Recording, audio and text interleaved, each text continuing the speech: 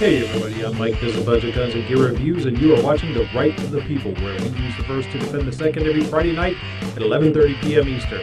So uncover your keyboards, fire up your fingers, and come join the conversation.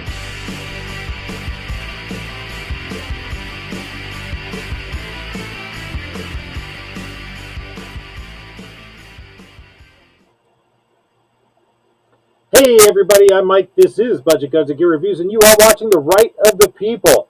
It is Friday, July 17th, 2020, and I'm glad to see all of you. Oh my, why is my chat not showing up here? Let me reauthorize XSplit to use YouTube Live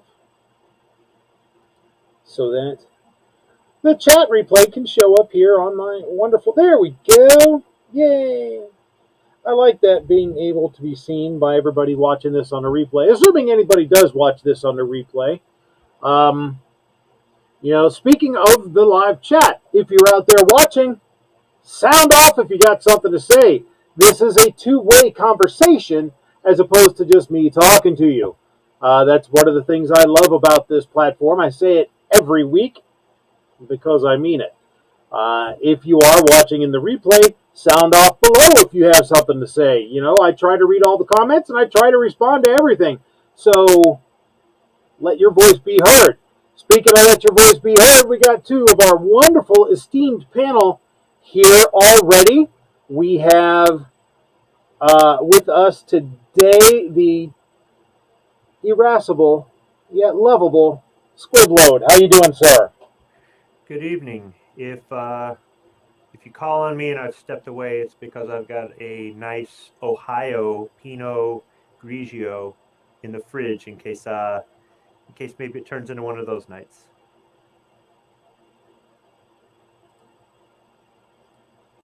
An Ohio Pinot Grigio. How's the mic now there? I know I was using had my setting screwed up and was using the mic from my webcam, which was horrible. Now I've got my Blue Yeti back on. I decided not to go with the headphone mic that I tested earlier today because I wasn't happy with the way that was going as far as my panel not being able to hear anything that I shared. I don't like that. I like them to be able to hear. So I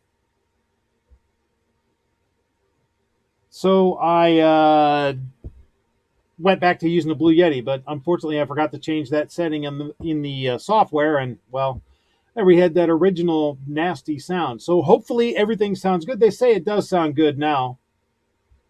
Jason Stewart says, can I be on Moron of the Week? I sold a gun for half what I paid. Yeah, okay. Jason, when show's over, I'll talk to you guys next week. Okay, so yes, we are sounding better. Good. Now that that's out of the way, of course, it wouldn't be the Right of the People without a technical difficulty of some sort, right? But now that that's out of the way, we can go to the sour one himself, the Tactical Pickle, Calaveras 32 Special. How you doing, sir? I'm doing all right. Appreciate the invite there, Budget. Absolutely. You're always welcome. I'm only about 2 pints in tonight, so I shouldn't get too crazy. Good. Not that we can't handle anyway. Hey, speaking of not that we can't handle, that may be relevant, it may be accurate, or it may not, because we got the kingpin himself, David Bowling. How you doing, sir? Not too bad. Good to see everybody. Thanks for having me. Good to have you here, man. Glad that you could join us and be part of the conversation today. Yeah, my computer just went bonkers on me last week, and then I never got notified that you went back live until like the next day. Yeah. Hopefully that garbage doesn't happen. We don't have weather coming in. That's what I think the issue was last week, is we had some weather coming in, and it kind of played merry hell with all the internets around here. So hopefully my internet does not crap out. If it does crap out on me, rest assured I will get things restarted and back on track as soon as I'm able. Let me say hello to everybody out there in the chat. This is the whole Romper Room segment.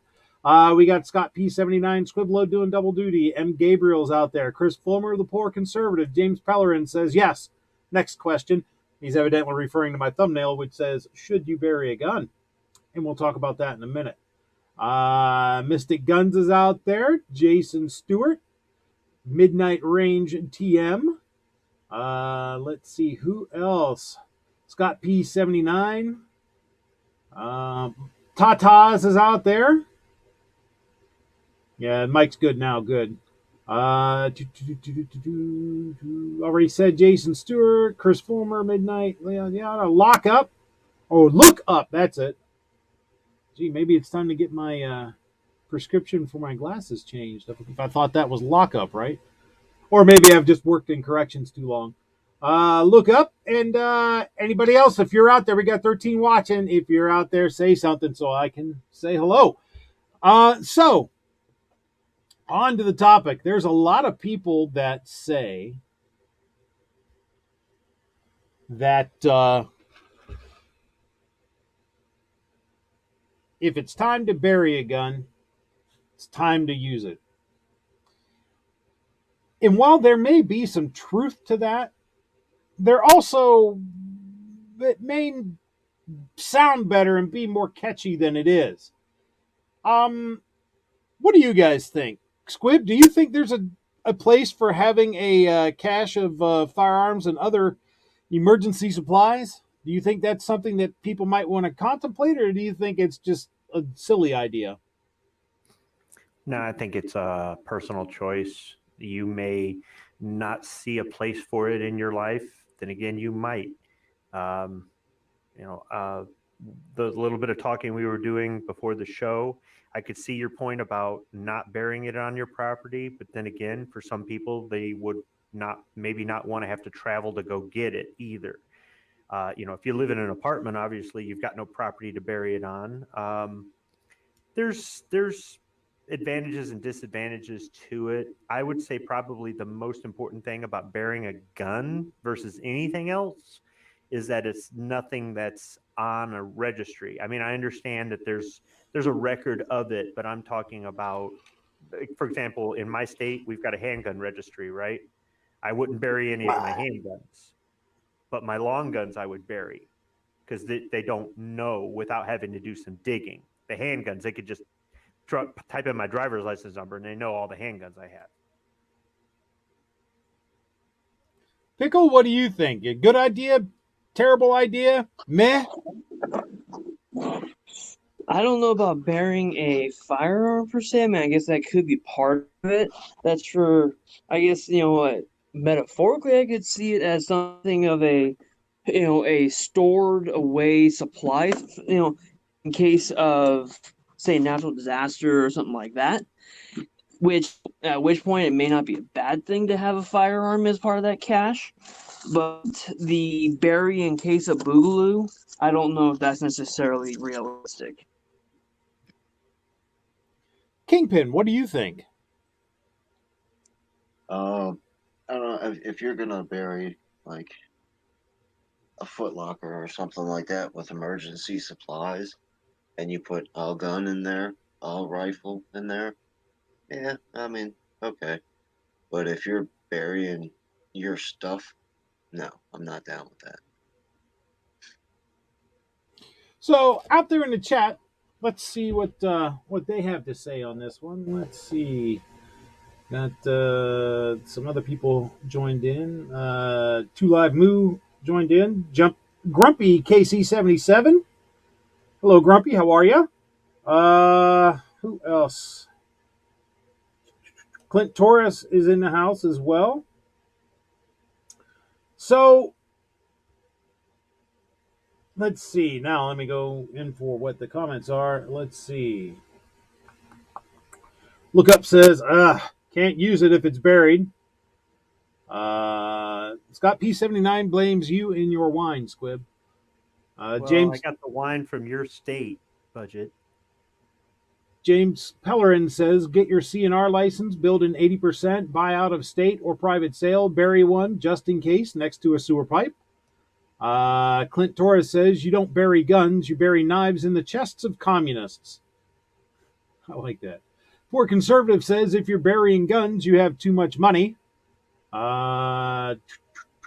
Look Up says, I don't have lots of guns to bury. Joshua Prince says, I don't feel like I have a place to bury guns. Could bury them under my house, maybe. Look Up says, I see the point if they want to take guns. The reason I brought this up is I read kind of an interesting article about this. The fella says, well, the premise of it is, yes, indeed, you should bury a gun. So let me go to read this to you guys, and then you can tell me if you think he has some points. This is from The New Rifleman from July 6, 2020 by Lothian. I think that's how you say that. Lothane, I don't know. But it says, yes, you should bury a gun. If it's time to bury them, it's time to use them. Hurr! Wait, let's stop for a second. Examine. Think. We are not like them. We are logical and calculated. The modern gun owner faces persecution from multiple fronts, our world held together by a few conservative holdout states, congressmen, and senators. The idea that we must use the guns the day we intend to bury them has a few problems. Namely, you will not know the time, the place, or the circumstances of how liberty dies. You will be an observer reacting to a situation outside your control. Maybe it's a bill that works its way through the House and Senate in a post-Trump era. It gives you a good month to mull over the possibility that you may want to bury some gear. Or perhaps it'll be a no-knock raid at 3 a.m. on a Sunday due to a Facebook comment that labeled you as an extremist enough for a judge to red flag you. The time and place are often not of our choosing. The best time to bury a spare rifle is yesterday. The next best time is today. Rifles and pistols are cataloged online. Google, Facebook, etc. keep a database of pictures and, if exposed, serial numbers of each user's rifle. After all, it's just a neighborly thing to do, as they can assist law enforcement by storing millions of user-uploaded images of guns in a huge corporate database. The time and place are not of your choosing. Ideally, you have a rifle that's never been seen by a camera and is simply not known in a digital sense. The last record your rifle has was the 4473 from a gun shop in Palo Alto from 1975. From there, it has simply changed hands over and over for the last 50 years at gun shows and from private sales. The original owner's dead. You get the idea. There are many scenarios where you will recognize the time to muster is here. Grab your gear and defend your way of life. Your spare rifle buried away should you have your first line kit fall out of your hands. A time and a place. It doesn't have to be a huge box or a big undertaking. Airtight, hard plastic cases are plentiful. Having a spare Glock and some ammo can lead to bigger and better things. It's not a rifle, but it's small, easy to bury, and can be retrieved in a hurry. When you bury your kit, leave your cell phone at home and preferably under a thick summer canopy. Then, tell no one. Not a single soul. I think he has a point. I think the author has a point here. You never know if or when the bottom might drop out of things and you might lose your guns to that 3 a.m. no-knock raid. You know, maybe the jackboots have started to march and nobody has paid attention to it. And by the time you are forced to be awake, it's too late. Maybe then having something tucked away just in case might be a good idea. You guys think that makes sense? Hard to argue with the logic. There is something to consider too. That is that if you're talking about on an individual basis, this might hold more merit than as a collective. Let's just say the unthinkable happens and they actually went door to door, and I mean they're ripping people out of their houses and demanding all their guns or else, and people just start turning them in, or you know, they're so scared they just turn them in, and now the public is actually disarmed and the real tyranny happens and they really do take over. And all right, at that point, I would think that if anybody wanted to revolt and they were disarmed, they would acquire weapons. More or less, they would steal them from law enforcement and the military. And if they got their hands on that sort of weaponry, the government would regret the day that they took the guns from the civilians, because that's a lot more firepower than the average person has right now. I'm not saying that we should surrender. No, we shouldn't surrender them. But I just, if you're burying it because you need you need a gun for the revolt. I mean, I don't know. It kind of goes in a circle. Roll call. Glad you could join us. Have you been paying attention to what we've been talking about? If so, what are your thoughts? Absolutely not. I just got out of the shower, man. I don't know what you guys are talking about. We're talking about burying a gun. Good idea? Bad idea? I think it's stupid. I mean, if you really need that gun, I mean, what happens when they're on your doorstep? You're gonna tell them to wait real quick while you dig it up? I mean, I guess if you got time, to uncover it, but then, I mean, nothing's guaranteed for the functionality of the firearm. Well, Ro, that's implying that the person only has one gun. Yeah, true that. You know, if you're like us, I guess I'm talking. I guess I'm talking having a spare buried someplace just in case something happens to your main squeeze, so to speak. You got all your AR-15s lined up against the wall, and you're going eeny, meeny, miny, mo. I mean, if you don't have another spot to store it, I mean, I think there's better ways of doing it. Like, I have other spots where I can put a gun, and if I really need that gun, I can go get it, and it won't be threatened by elements. Or what if somebody finds it? You know, a lot of people have metal detectors. What if they find it? Then what are you going to do when you go back to that spot and the gun's gone and somebody's got it? So you think maybe it'd be better to hide it in a place inside a structure, but still not easily accessible, than as opposed to burying it. Yeah. I think that's more logical. I mean, but unless you don't have that option, I mean, a lot of people don't. I get it, but I mean, if worse comes to worse, man, if you don't have I'm not gonna say I do, but I might have a spot where other firearms are, in case, what if I'm not here in my prime location and I'm, a couple of ways down from where another firearm is, in another spot that I got hid. I mean, it all depends. It all depends on your situation, how you live. I've talked with people who have supply caches to include firearms buried halfway between them, where they work, and where they live. Even if it's not buried, say it's in a storage unit, or, like Squib said, in an abandoned structure, hidden somewhere. That way, if something happens, say an EMP happens, electromagnetic pulse, everything pretty much fucking dies and you're stuck walking home. Well, if you can make it halfway, then you can make it the rest, a situation like that. But Scott P79 says, need to John Wick it, put it in the basement floor.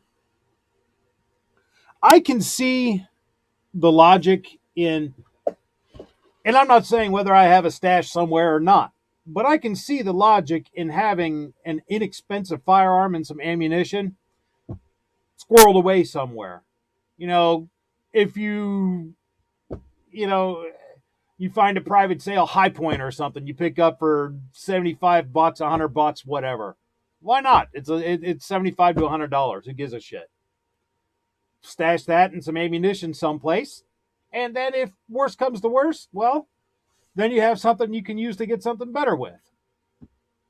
In a situation like Squib was talking about, then the concept of the Liberator pistol from World War II, right?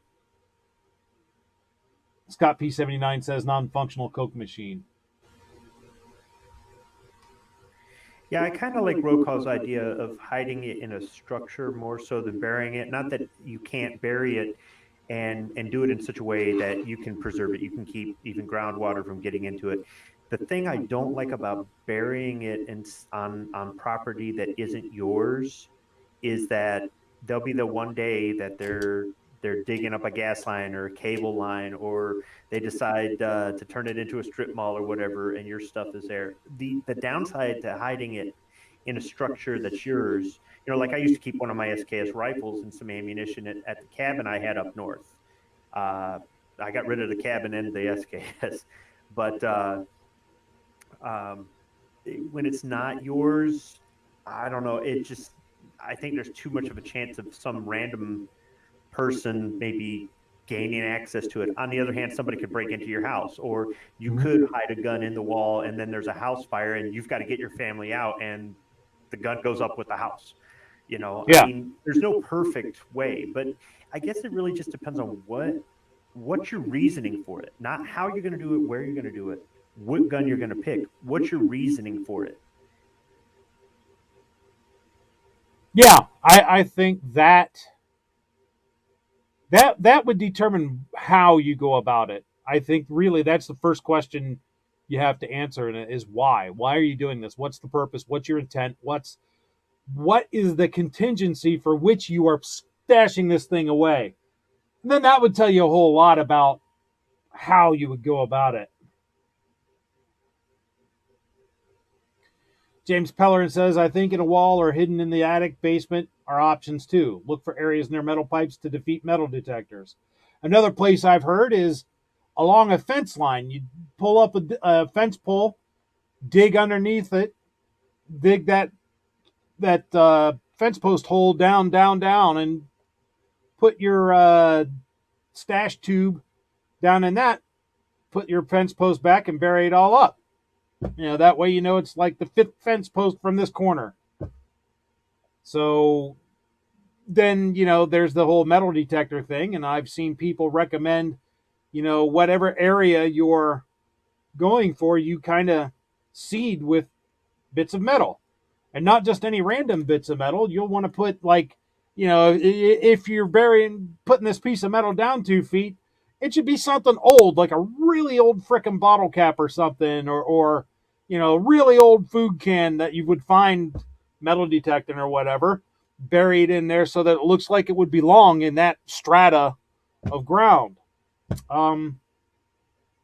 Scott P79 says, police trade-in Glocks would make a pretty decent stash gun. Yeah. Or, maybe that Altor pistol. Yeah, I'd save up a few more bucks and get something that's not a single shot. But, Two Live Mood does point out there's imaging technology well beyond just metal detectors, and you're right. So, maybe I need to actually do a video on this. Do some research, plan things out, and think it through, and do a video on this. This came up, and I thought it was an interesting topic to talk about. In the same sense that it would be difficult to take every gun out of every house, because if you see them coming down the street, you're going to get your guns out the back door, right? Or if you start hearing about it happening in one state, you might move all of your guns, and when they come to your house, you've got nothing there or whatever.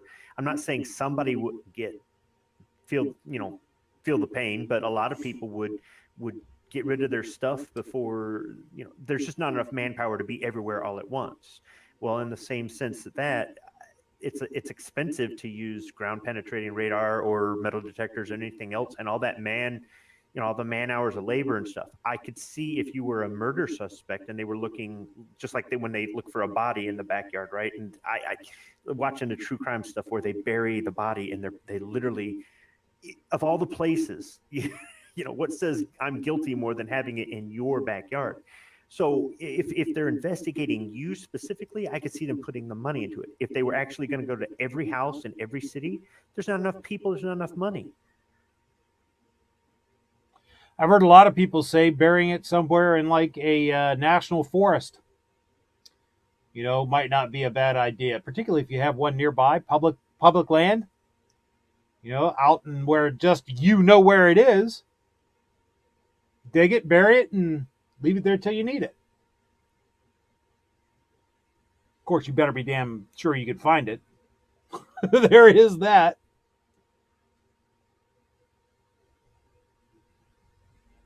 How deep are you going to bury it? Well, and that's the thing. You'd have to figure that out. I guess it would depend on the circumstances. And you'd also have to kind of figure out for a given area, if you are going to bury it, that's for what's the water table in that given area. Yeah, I was just at 36 inches, you hit water here. So you're going to do it pretty shallow here. Even if you're enclosing it in something, you're trying to protect it from all the water, from all the precipitation, leaching down into the soil. You're going to get a lot more hydraulic pressure coming up from underneath where we're at here. Whereas like out where you're at, Calaveras, to try to dig in the desert, that ground is hard. I mean, it's like digging through concrete sometimes, right? That's where, depending on where, I'm on the desert, I'm in the northern part of the state, but that's where, if you're close to one of the rivers, like my buddy's place, the high water mark during, a wet winter will be 2 inches above ground versus midsummer, it might be 4 feet below. But then if you go to about 10 miles away, then you've got where, well, groundwater is at 12 feet, but at 5 foot you hit what they call hard pan, which is a high compressed, I believe it's a clay layer that more or less requires a jackhammer to get through, and it's about a foot thick.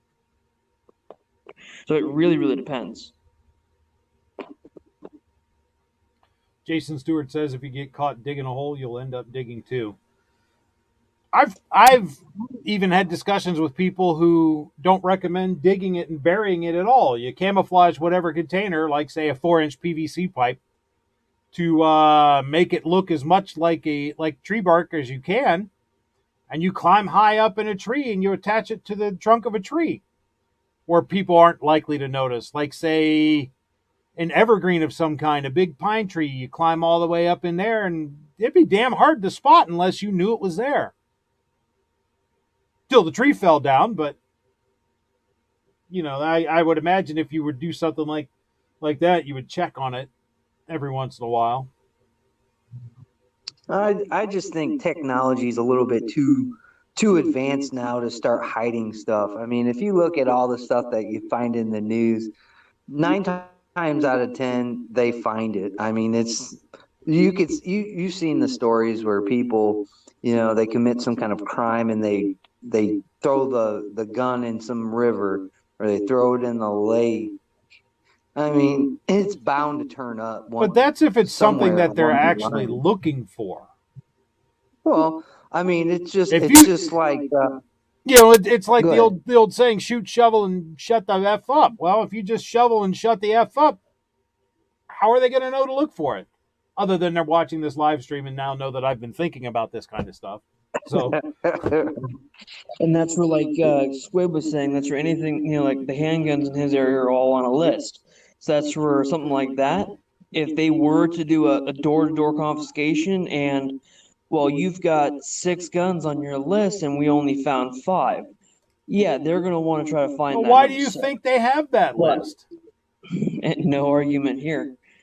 But that's where, now if you had something that was 100% off list, then they wouldn't know to look for it. So that's kind of the catch-22 on that one. Hell, black pipe shotgun, man. Sure as hell wouldn't. They're not hard to make, and sure wouldn't break my heart if somebody found it. So unless it was like a kid, that would kind of bother me more than kinda. Well, that's where it only had to bother you if you hit it, both pieces in one place. If you were to do, like say, like up in the tree thing that you were talking about, part 1 in one tree, part 2 in a tree, 200 feet away, Yeah, kid finds a piece, it's just a pipe. yeah.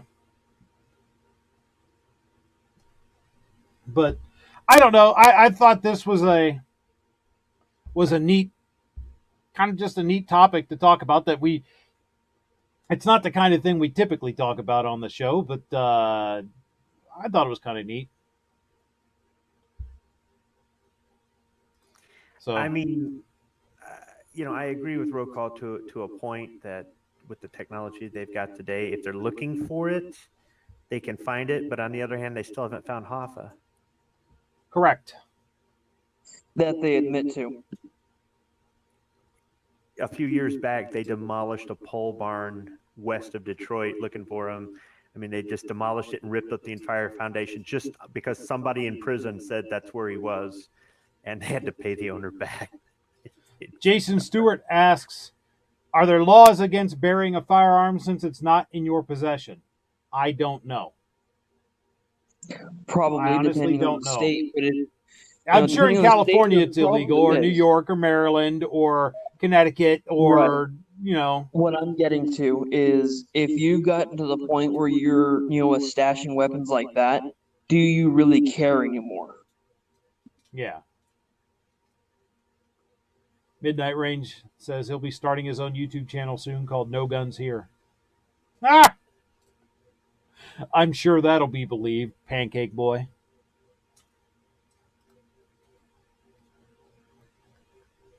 But, I thought it was a neat topic to talk about, just something to spur some discussion and some thought. And Lunatic Rider says build a concrete hole and plant grass over it, and you're good to go. So, yeah. Anyhow, All right. Well, show's over. Good night, everybody. No, we're not done. We got more to talk about. Because there's all kinds of stuff still going on in the 2A now. But kind of tangentially 2A related is the current unrest over all cops are bastards, or all cops are bad, or cops are bad. Okay, there shouldn't be cops. We don't need them because they're bad. But that's not the case. All cops aren't bad, and there are 2 shootings recently that are officer involved that prove it, despite the fact that one of them spurred the usual controversy, protests, and I don't know if they've actually descended into full-blown riots or not. You would know better than I, Squib. But, yeah, all the garbage for nothing, based on a false premise. This is from the Detroit News. Or it was from the Detroit News. What the hell? Why did this not? What the hell? Let me go back to my Is it the topic. news or the free press?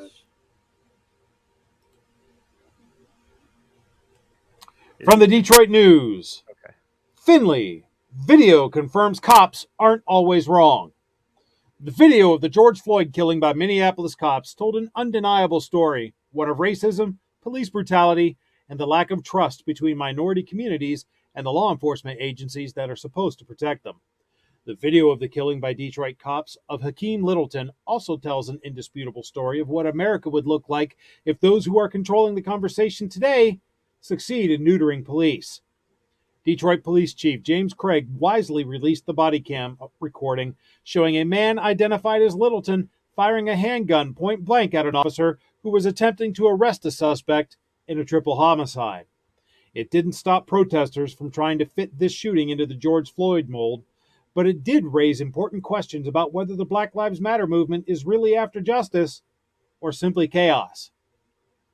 Justice was what the officers involved in the incident Friday were trying to deliver.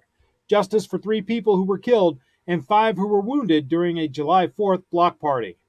While trying to arrest a suspect in the shootings, Littleton allegedly intervened, drew a gun from his pocket, and fired at an officer's head. Only his bad aim stopped this from becoming yet another murder of a cop doing his duty. Craig suspects gang activity is involved in the block party killings. Criminal gangs are a serious problem in Detroit. They've been involved in a number of drive-by shootings, many of which have killed innocent children. The police department has tried non-traditional approaches to dealing with gang violence, many of which fall in line with the reforms demanded by the defund police movement. But sometimes violence is only deterred by violence. There's not much room for negotiating when a bad guy is pointing a gun at your face. Police must be smarter in how they do their job, but they still have to be able to do that job. And that's the worry. Will cops take the risk of confronting those engaged in criminal activity, or will they look away, calculating the consequences of a confrontation going bad? In Detroit, homicides are up 30% this year, and shootings are up 50%. Cities across the nation are reporting similar surges in violence. Violent criminals, says New York Police Chief Terrence Monahan, believe cops can't do anything anymore, that no one likes to police, that they can get away with things, that it's safe to carry a gun out on the street. And I've had this in my line of work in corrections come up in microcosm. Kids coming in after committing crimes thinking, well, y'all can't do shit to me anyway. Oh no, son. Oh no. It don't work like that here. And that's, well, how it should be across the fruited plain. Evidence of that, he says, is that his officers walked into a risky situation to make an arrest in the block party killings, knowing it could turn volatile. That's why he moved so quickly to release the video. They were in the neighborhood because of the July 4th shooting, Craig says. They were met by an individual who had one focus, taking the life of a police officer. The protesters put out a false narrative, angering many, trying to incite violence against police officers. Too few politicians in America have the courage to push back against that false narrative. Craig sees clearly what's going on. The real motive is not about memory of Mr. Floyd, he says. The motive is to undermine our society as it is today. It's always this small group who is launching coordinated attacks around the country focused on law enforcement. While a majority of Americans support policing reforms, just 25% back reducing police funding. The majority get connection between an effective police force and their quality of life. And they aren't willing to offer up their communities, as New York Representative Alexandria Ocasio-Cortez suggests, for experiments in other models of maintaining order. Cops get it wrong sometimes, but certainly not every time. Watch the video of the Hakeem Littleton shooting and ask yourself what you would have done differently had you been the officer staring into the barrel of that gun. And speaking of the vidya, we're going to go ahead and watch that now. As soon as I can get to it.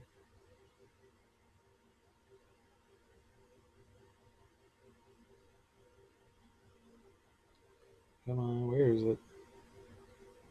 It's here, really, I promise you. Oh, here it is.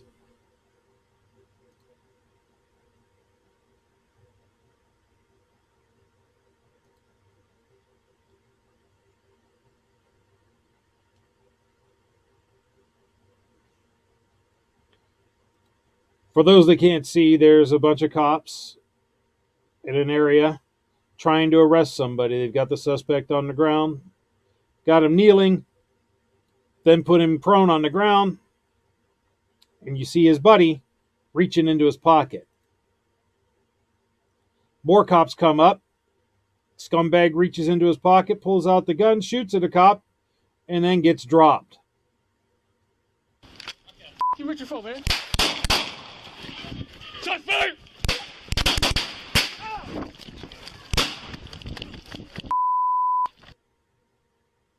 Slow-mo clearly shows him try to shoot the cop and then run away. And then, in my opinion, justly get his ass dropped. What do you guys think? Was this a justified act by the police, or were they terrible, terrible, evil people? Justified. That's right. I don't know if the guy they were trying to arrest was guilty for what they were arresting him for, but that's for when, a dirtbag, drew and tried to, shoot and kill the cop. Yeah, I'd say they were justified in, putting him down. How unfiltered do you want me to be? PG-13. Dang. It's not a language; it's a content thing. So I'll keep my real comments to myself. But the guy that they were arresting was being charged for a triple murder. Just by the way, as far as I remember, definitely some type of murder. I'm pretty sure it was a triple murder. I think they did fine. I'm glad they shot him. Good riddance. Hopefully he died. So the family of the perpetrator who got put down are saying that he had his hands up in the air. They shot him twice in the back of the head, and then they shot him when he was down on the ground. The news is calling him a victim, which is bullshit. Okay. The title, the little article that was just there was supposed to be pro police. The title was "The Cops Aren't Wrong Every Time." that's a problem right there. The cops. Let's be realistic here. The cops are hardly ever wrong. Hardly. Well, when the media is calling the scumbag a victim, that's a problem.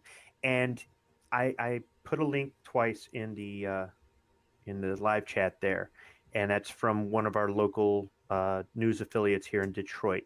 And it's got multiple angles. It is what Budget showed, but if you look at it, and especially the last one in slow motion, if you're looking at it from a distance in real time, it looks like he was running away and they shot him in the back of his head. And if you look at the body cam footage of the officer that put him down, you can clearly see he shot first, and then the cops retaliated. But the thing that I don't understand, And what I'm sorry, Squid, to interrupt you, but what I see with that isn't that they retaliated. It's that he raised his hand, he fired at the police, and started running while he still had the weapon pointed towards the police. if you think retaliated, okay, maybe I shouldn't have said that. Maybe They that returned wasn't fire. right, they returned fire, whatever you want to call it. Okay, they were justified. Look, Go ahead and talk, fellas. I'll be right back in like 1 minute. They were justified in what they did, but okay, trying to play the attorney for the scumbag's family. Why, after he was down on the ground and no longer a threat, do you still hear gunfire? So if they were shooting into his body while he was laying there, even if he had his hand on his gun, they're going to need some better body camera footage to show that he was still flailing around holding that gun on it, because that doesn't look good. I'm not saying that, but that just shows a lack of trigger discipline and other stuff. I know it was confusing and whatnot, but if you look at it from the further out angle, if you're the family across the street watching this, it looks like they executed him. But if you look at it from the officer's point of view, they were defending themselves. And it's all a matter of perspective. But still, I want to know why there was still gunfire after he was down. But, without being there, I can't say, but that's for one possibility is poorly synced audio to the video. But if there really were continuing to fire after he had already hit the ground, I agree that is a problem. Yeah, now see that I didn't consider. Poorly synced audio could be because that was part of the issue with the whole Las Vegas thing, the reverberation between the buildings and stuff like that, and people were saying, "Oh, it's a machine gun," and it wasn't a machine gun or nothing. So yeah, it could have been that. There was a situation where 6 Detroit cops shot a deaf guy holding a rake. They put 41 rounds into him at point blank range. They were surrounding him in a semicircle. They put 41 rounds in his body. Okay, the guy was deaf. He was holding a rake. He was doing yard work, and I can't remember if they were there to, they thought he was guilty of something, and he can't hear them. They don't know he's deaf, and he's holding this rake up, and one of them shot him, and then everybody else just lit him up.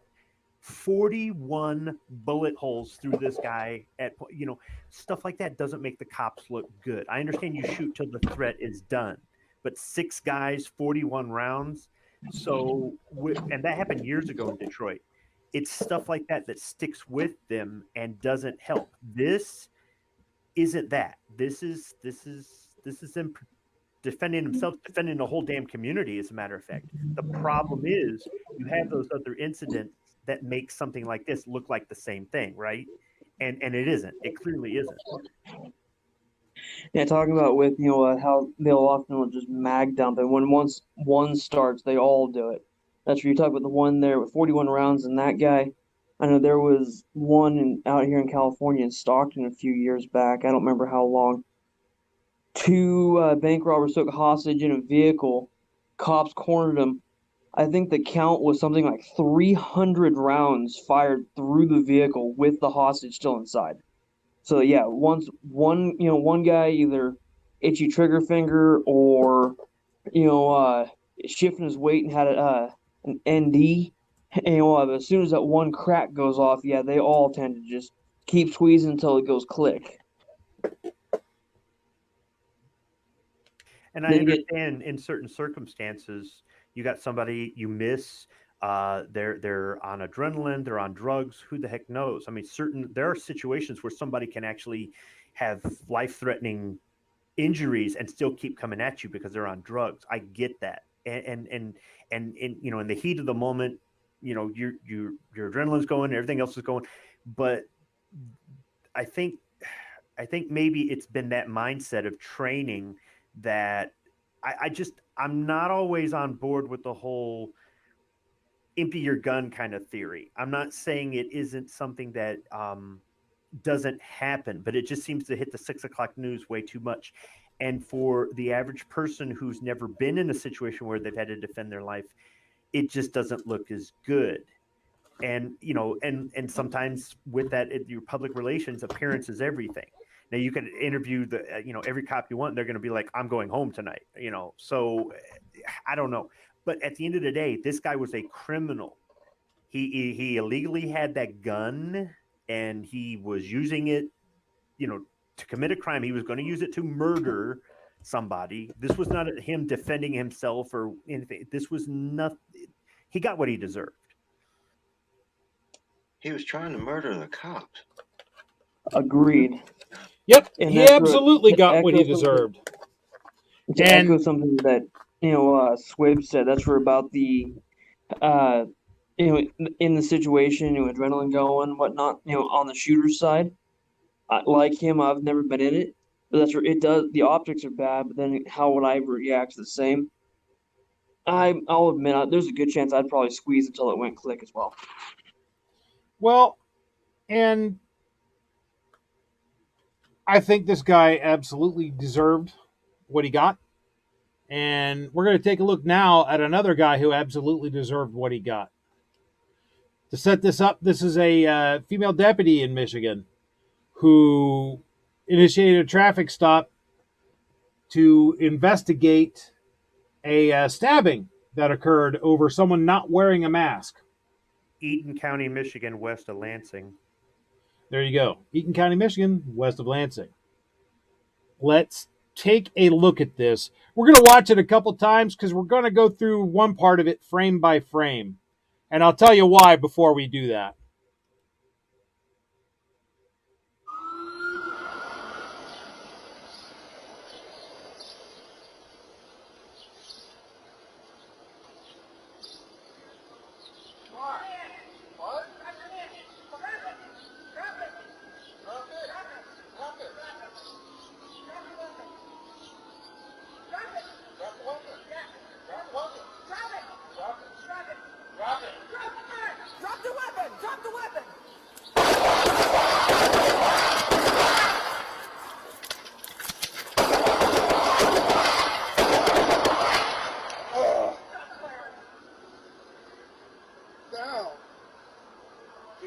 So here we just had the last. Here we had the last thing that this deputy wanted to have happen. She got attacked by a guy with a knife in one hand and a screwdriver in the other, and she was forced to shoot him. And she shot a lot, and she missed a few times. Her weapon jammed. She did a tap rack bang like a champ, though, under pressure, with a guy coming at her, swinging steel at her, fixed the malfunction, and went right back to work and won the fight because she gets to go home. Let's back this up a little bit to right before the shooting started. And we're going to go through this frame by frame by frame. Let me full screen this. So here we have the guy starting his charge.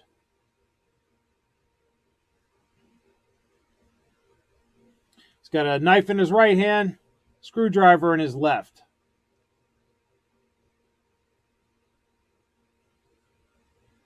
Why do people do the hop? Maybe he's in midair right now.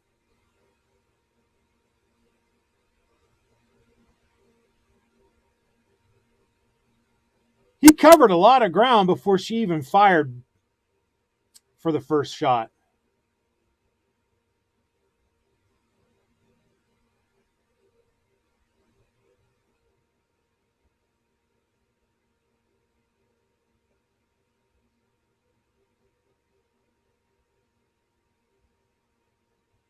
which, remember, at probably 30 frames per second, we've just gone through maybe a second's worth of this. So remember your Tooler drill, folks. 21 feet, second and a half, right? This is why that's a thing. Still hasn't shot. She's backing up. Think there she finally shot. She missed. There she shot. You can see the slide back. You can see the round impact there. She missed. Yes, she doesn't have the best grip, but that's not why her pistol jammed.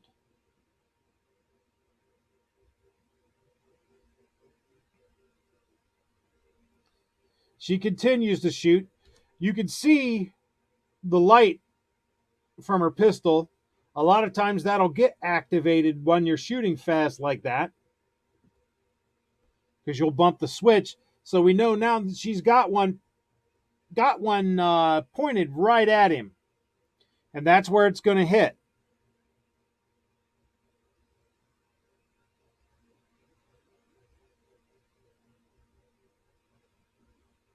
Hey, Budget, I thought white cops only shot black people. Yeah. Look where this guy's hand is. This guy's hand is reaching for the gun, because she did let him get too close. She fired there. You can see the slide back. I'm assuming that's going to hit him somewhere in this area, which is, at that range, is a really good spot to shoot somebody in the pelvic girdle, by the way. Now, did you just see this? What's he doing? His hand's on her weapon. His hand is on this slide. That causes... Oh, shit. I'll go back 5. That causes the gun not to go into battery. He's still reaching for it. Got his hands on it again. Got his hand over it. His forearm is on the slide.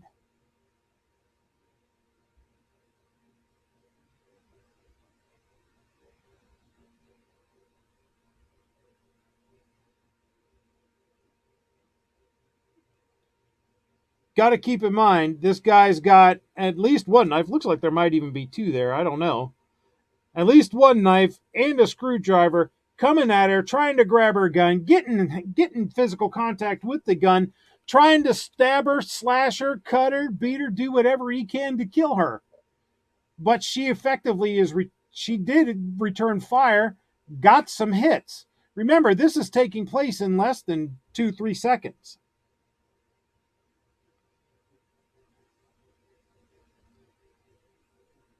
Her gun is not in battery right now.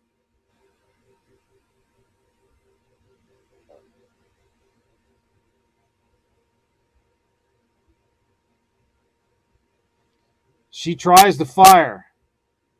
Can't. Then does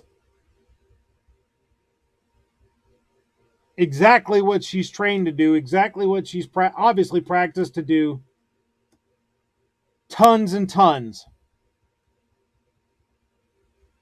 She executes a perfect tap, rack, bang, and goes right back to work and wins the fight. This guy's trying to pick up his stuff. He's just trying to kill her. He's still a threat. There you see his hand closing back over that blade.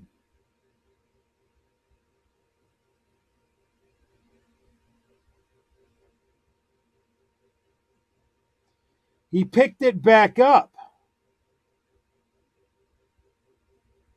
Oh, wait, no, that's not what I saw. There's the blade. He tried to reach it, couldn't get it because she kept putting lead in him, which is precisely what she should have done. So let's go back and watch that. Remember, we just took how many minutes to go through this frame by frame. Let's get back to this. Yeah, it might be a knife and 2 screwdrivers. Drop the weapon!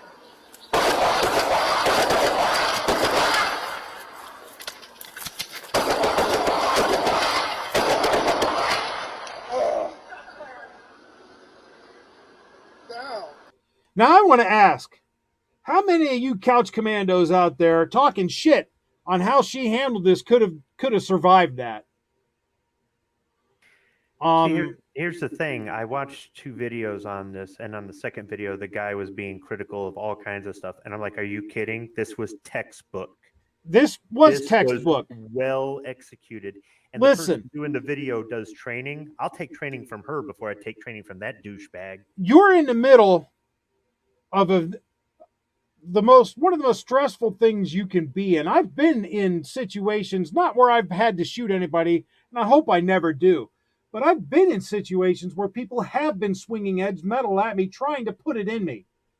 So I know what I'm talking about when I say that what she just went through is terrifying. Everybody says it, whether they're talking about sport ball or whether they're talking about professional fighting or defending yourself. Everyone's got a game plan until you get punched in the face the first And time. that's it. Well, I'll tell you this. If she retires and she starts doing firearms training in Eaton County, I'll drive all the way over there. That's 2 hours. I'll drive all the way over there to take a class from her. So would I. I couldn't tell. Was he able to cut? He swung at her with the screwdriver. I don't know if he got her or not. Okay. But I can tell you one thing. Nope, her grip wasn't perfect. Nope, her stance wasn't perfect. Everything wasn't like it is on the range, because anytime you take something out of the practice arena and you put it in the for real arena, I'm a use of force instructor. I am a self-defense instructor. I am a restraint instructor for my agency. And there's the way you train. There's the training environment. And then there's out on the floor when someone's swinging a table leg at you, and you got to do what you got to do. Nothing is as perfect as it is in practice. Nothing is as pretty as it is in practice. This woman was able to get, 9 out of 12 shots as hits on this guy with a malfunction that he induced. Yes, she let him get too close, granted, but in today's environment, what cop isn't going to be a little bit hesitant before they pull a trigger on somebody? But that's just it. She had the wherewithal to try to de-escalate the situation. She had the wherewithal to look at the final frame. Look at how far behind her cruiser they are. Look how far he moved to come at her. She kept getting back to try to get a better firing position, to getting back to she had the opportunity, because he was coming at her with a handheld weapon, not a ranged weapon like a gun. Where she had the time to put some space between and try to stall, so she and put herself at risk to do so. Yes, but she did. But that's what they're supposed to do. No, I know. That's why I'm pointing it out. If he come out of that car and pointed a gun at her, she should have, hit his off switch right there. But because I've seen situations where somebody's come at a cop with a knife and not even, like charging them, or the cop's on the high ground and the other person's got to run uphill or whatever, and the cop just blasts them with so much room, and it's like, dude, I understand you were scared and he was a threat, but you had, this wasn't that situation. This was textbook. She based on what happened, the situation, everything else, the way how calmly she cleared the jam, got right back in the fight. Absolutely. And she stopped when the threat was over. He reached absolutely. He reached down to grab that screwdriver, and she put 2 more in him, and he stopped. Yep. And at that point, she wasn't standing over him, putting more holes in him. Yep. This is textbook. Roll call nailed it out in the chat. It's the same thing that I've been saying with all this nonsense that you hear when people talk about, why didn't they shoot him in the leg? Why didn't he shoot him in the butt? Why didn't he shoot him in the foot? He says, any of you ever try to shoot a moving target before? Yep. a real moving target, not like at the carnival where it's going back and forth, side to side. It could go any which way at any given time. Go ahead, give it a shot. This lady performed flawlessly by the one and only metric that counts. She goes home. Period. Now, That's the only metric that counts. Yes, maybe she used some bad tactics and letting him get too close. Maybe she should have fired before she did. You know, maybe her grip wasn't perfect. Maybe her stance wasn't perfect. You know, maybe. But the fact is, 9 out of 12 shots are hits. She cleared a malfunction that this guy induced. Her bad grip didn't induce it. He induced it. Yeah, she cleared it like a champ, went back to work, finished the fight, and she went home. That's what matters. That's the only damn thing that matters. And if any of you don't understand that, well, tough shit on you. Yep. As angry as everybody is and as opinionated as everybody is, I bet you her kids are happy about that. Damn right. And you know, she got to go home tonight, period. I got to wonder if this guy, okay, he had no prior criminal record. And he just stabs a 77-year-old guy, you know, over the whole mask thing, which, by the way, if the 77-year-old guy doesn't make it, they're going to mark him a COVID death, but whatever. Anyhow, I'm wondering if he was going for suicide by cop. He might have been. And, you know, if he wanted her to put him down, he's going to have to use deadly force, and that's exactly what he used. I mean, you could see the restraint she had, like you were saying, in this environment. She used her head. I think she did an outstanding job. This is another perfect opportunity to stuff it back in the social justice leftist warriors' faces. That was a big white man attacking a little black woman with toxic masculinity and all his racism in her, and she took him out. So all the leftists, there you go. That's all you wanted. It's the little black woman to defend herself against the big scary racist white man. Now you got it.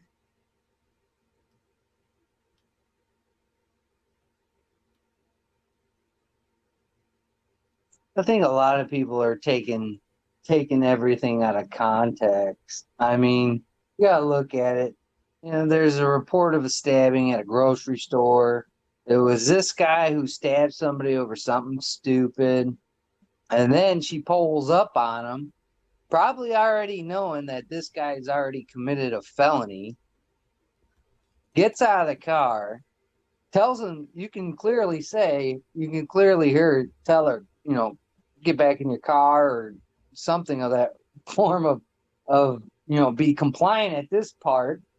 And, you know, and all other people can talk about is a grip and other things that don't really matter.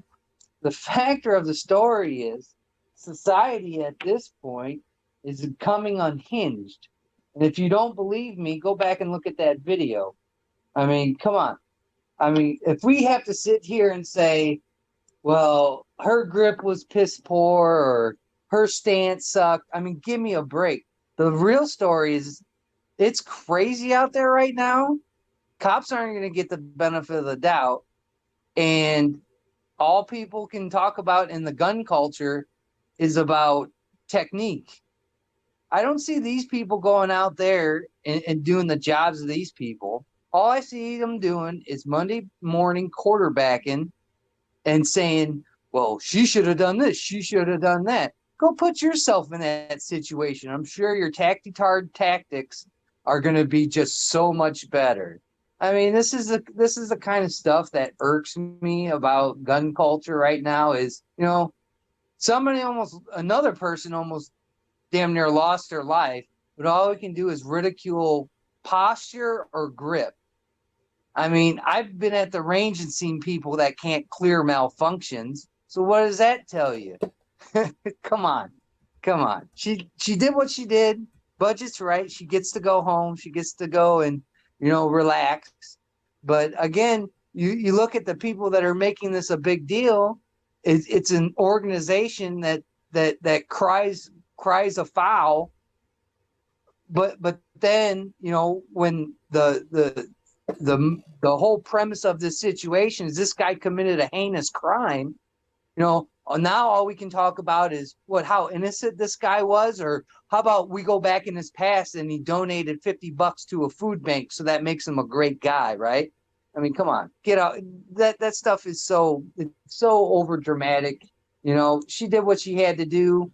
If you think you can do it better, I'm sure Squib can tell you that they're probably hiring for law enforcement in some area, and you go try and do this.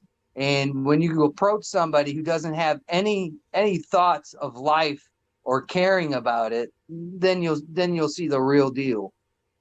Let's look up mentioned something like that out in the chat. He said, what'd he say? He said, who in their right mind would want to shoot someone? And they said that's a frightening situation. That's one of the things that we never talk about, is the fact that that lady has to deal with killing somebody. She killed somebody.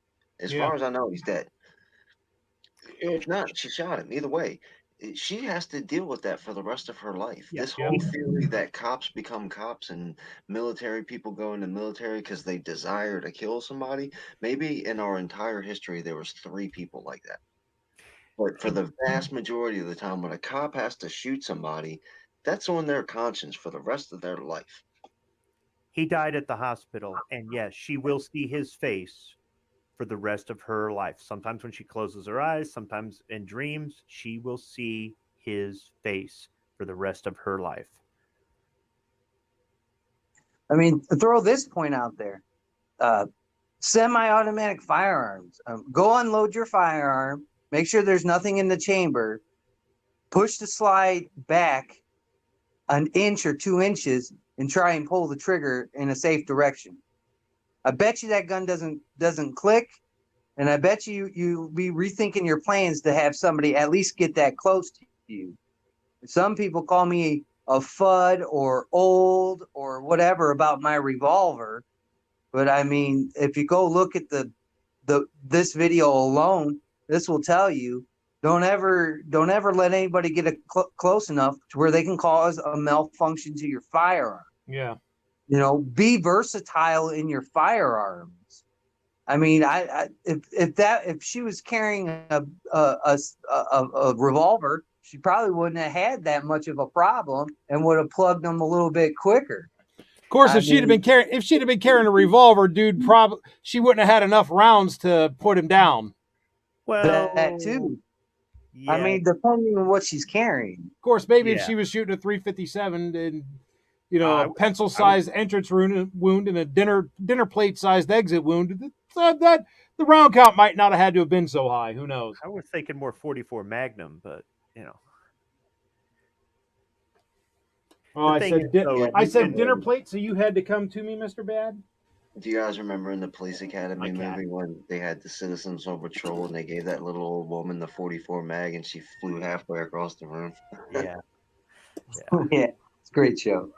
But see, now here's the thing. What do you guys think about semi-auto as your duty gun, right? But you got a little revolver and an ankle holster as your backup. All right. Yeah, that's a good idea. Loading your backup gun faster than you can reload or clear a jam. Not always, but sometimes. Can I ask a quick question about that? Because obviously I have 0 experience in legal carry. How accessible is the ankle holster? Is that really not very? Yeah, I've never carried a gun on my ankle. It wouldn't be my first choice, but I'm just saying that there are some situations where people have got like 1.5-inch barrel 5-shot revolvers on their ankles. And that's not necessarily, but well, they make them pocket sized. You know, carry like Ruger LCR in your pocket. Yeah. You know, but make sure you have pants with pockets that are appropriate for it. But yeah, that's totally a viable thing. Based on the situation, sometimes you can get to your backup gun faster than you can reload or clear a jam or something. It's a case by case thing. Yep. Yeah, well, like if I go on vacation, I take 2 to 3 guns. One gun I'm going to carry all the time. The other gun, sits in the car in the hidden cubby hole. And the other gun is a backup gun, which is a revolver. And I rotate them out, because I have a couple of different revolvers and a couple of different semi-autos. But I've always got a backup gun, because you don't know. What if that gun catastrophically malfunctioned to the point where tap, rack, and bang wouldn't work? You drop it and draw your secondary. You got to draw it. I mean, I unfortunately had to talk to all kinds of cops this week for work purposes. But, looking at their vest, they have like a Smith & Wesson bodyguard, in their vest. Yep. They all carry backup guns. So it's a good idea to think about that. Now, if you want some instruction, man, I'm wholeheartedly on the same premise as Thunder Ranch. Go look at that guy's videos about ankle carry and carrying something in an ankle holster. That will probably change your perspective on some things in life. And I've done it. I've taken that kind of advice. I mean, I don't think Clint is probably the best dude in the whole world, but that's some pretty slick advice that he gives in that videos about ankle carry and what you should carry in that holster. So go check those out. There's some reference. All right. So we've beaten this horse to death. So let's move on to the next topic. We all know who the cul-de-sac commandos are, the Ken and Karen. Actually, they're the McCloskeys in St. Louis, the couple that waved their guns around at the angry mob who busted onto private property and was outside their home. And they, right or wrong, whether you agree with it or disagree with it, the husband had his AR-15 and the wife had her Jimenez pistol, which, as it turns out, might be a prop they used for court demonstrations. But at any rate, they are being persecuted, and yes, I say that as opposed to prosecuted, by Kim Gardner, the district attorney in that area. Well, that shoe may just be on the other foot. This is from Fox2Now.com. Senator Hawley claims Kim Gardner is targeting McCloskey family, calls for civil rights investigation. By Aprilette Russell, Associated Press, from July 16th. St. Louis, Missouri. Senator Josh Hawley is calling for a federal civil rights investigation into St. Louis Circuit Attorney Kim Gardner after claiming she is targeting the McCloskey family for using firearms to defend themselves and their property against a mob of protesters. Hawley sent a letter to Attorney General William Barr Thursday morning accusing Gardner of abusing her power in handling the investigation. This is an unacceptable abuse of power and threat to the Second Amendment, and I urge you to consider a federal civil rights investigation into the St. Louis Circuit Attorney's Office to determine whether this investigation and impending prosecution, violates this family's constitutional rights, Hawley wrote. I'm deeply disappointed that a U.S. Senator would intervene in a local matter that is under investigation, said Circuit Attorney Kim Gardner in a statement. Gee, I just bet you are. The McCloskeys were seen pointing firearms at protesters as they walked past their home the night of June 28th. The protesters were on their way to St. Louis Mayor Lyda Krewson's home in response to Krewson reading the names and addresses of people calling for the police to be defunded. Their actions, captured on video and viewed by millions, drew praise from some who said they were legally defending their home, but scorn from others who said they risked bloodshed by displaying the weapons. Photos emerged as memes on both sides of the gun debate. Gardner's office was still investigating, but no charges have been filed. Gardner, in a statement, said, I'm deeply disappointed that a U.S. Senator would intervene in a local matter that is under investigation. Hawley isn't the only high-level Republican to express concerns about Gardner's investigation. The case caught the attention of President Donald Trump, who spoke by phone with Governor Mike Parson about it Tuesday. Parson, when he was in the legislature, co-authored Missouri's Castle Doctrine law that justifies deadly force for those who are defending their homes from intruders. He said the McCloskeys had every right to protect their property. And then this goes to give a copy of the letter. by Senator Hawley.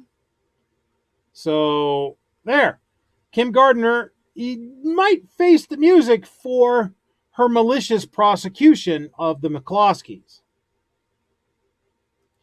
What do you guys think? Do you think it's appropriate for a U.S. Senator to become involved in this, or do you think it's an overreach of his authority and he should stay in his own damn lane?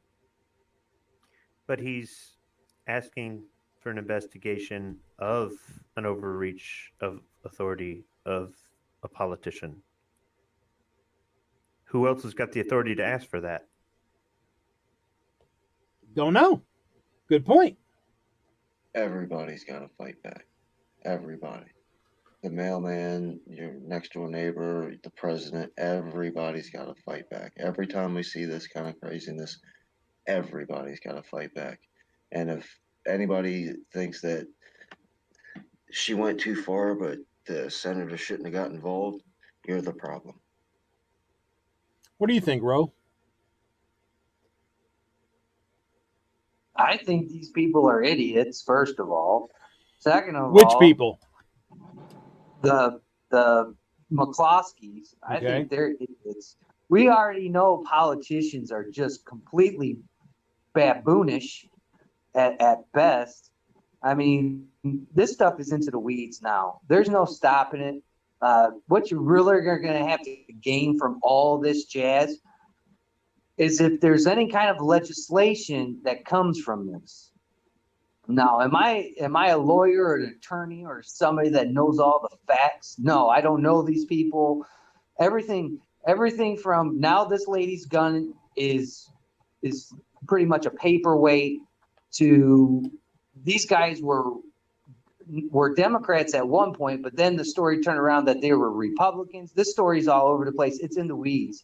The big thing you're going to have to watch out for is legislation after this.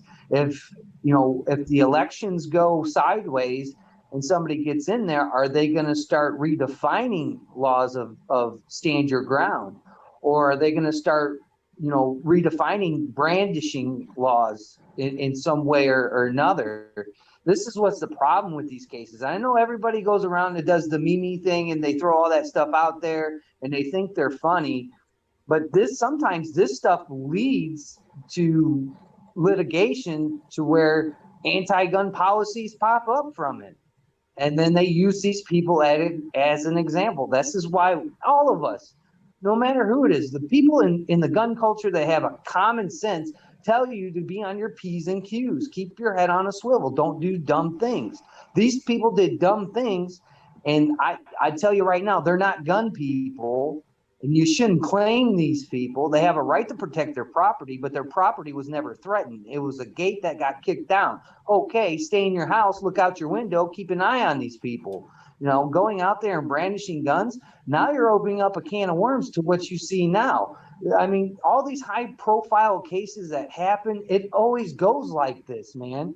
This is one thing. The fake news reports another thing. Then it comes out that it's another thing. Now this lady's gun's fake. I mean, just things just keep on spiraling and snowballing into we don't know what the real, honest-to-God truth is. And we've been seeing this in all kinds of news stories for half of this year now. So, I mean, the real question is anything going to change in the state that in St. Louis or in this county that's going to start prohibiting law-abiding citizens? I mean, we talk about this all the time, and we can talk about it until blue in the face. But if you're caught in these distractions of, oh, he should have handled his gun better, or she shouldn't have had her finger on the trigger, you better look at the real story.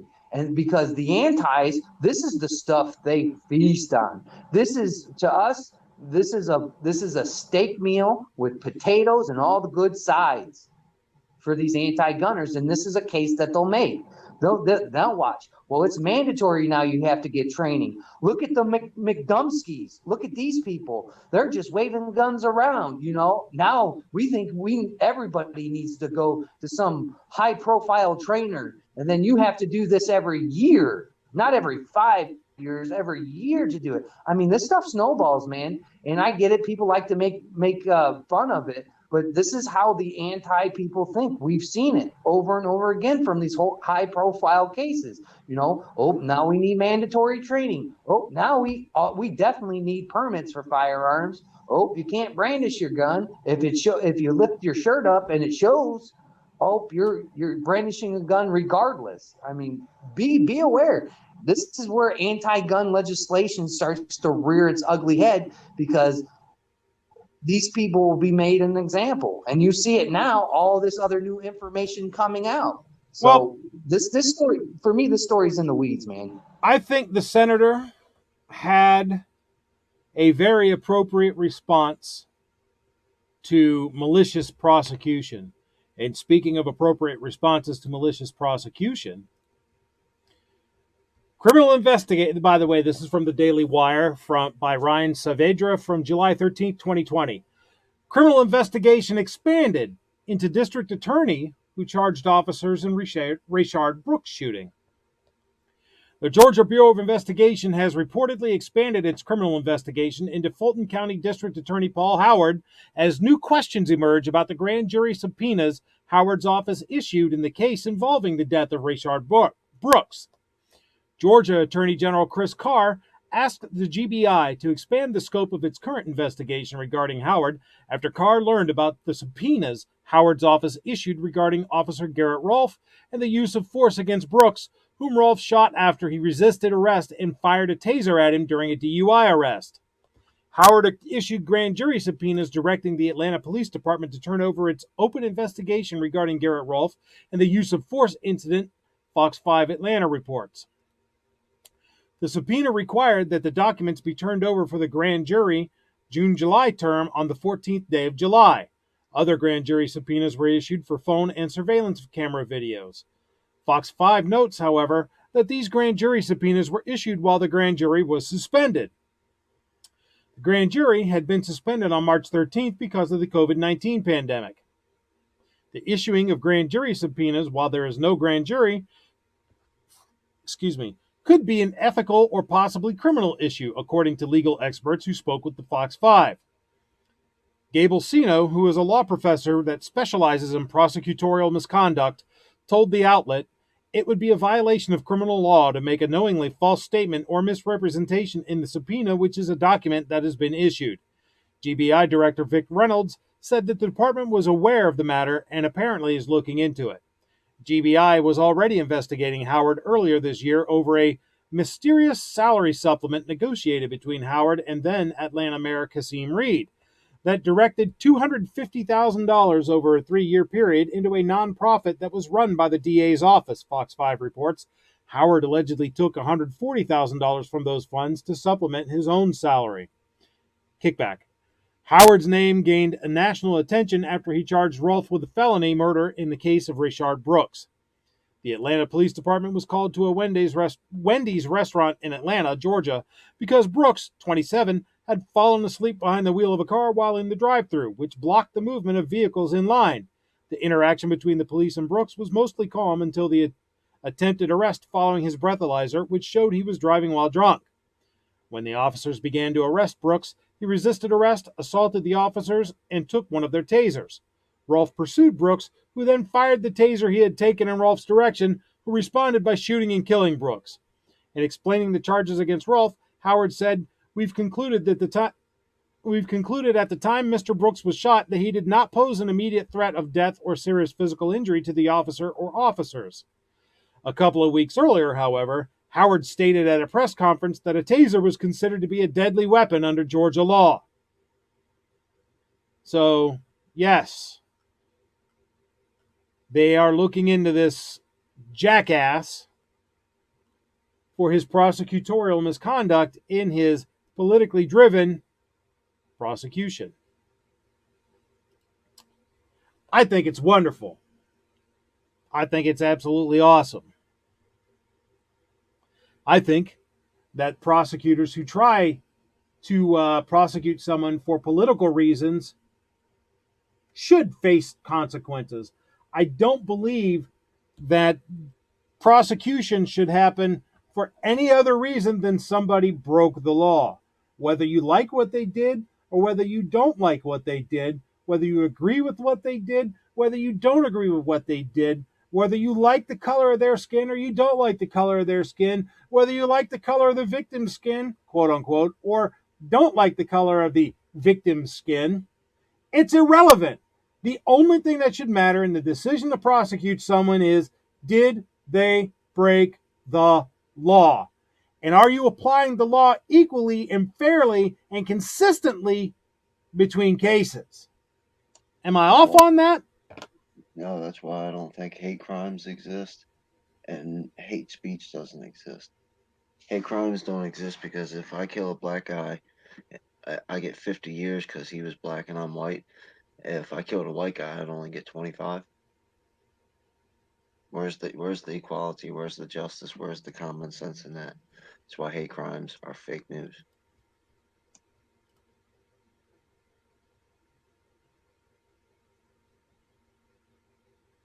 Now we go from a couple cases of people who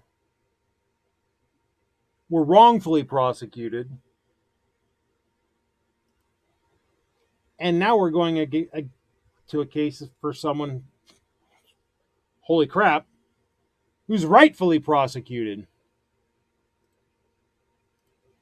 This is from theothermccain.com. Convicted sex offender arrested again. Want to guess what he was doing? From July 15, 2020. 3 years ago, when Shaylin Reed was 17, he was convicted of raping a 13-year-old girl in Washington State. Reed, who is 6 feet tall and weighs more than 250 pounds, was required to register as a sex offender upon his release from custody last year at age 19.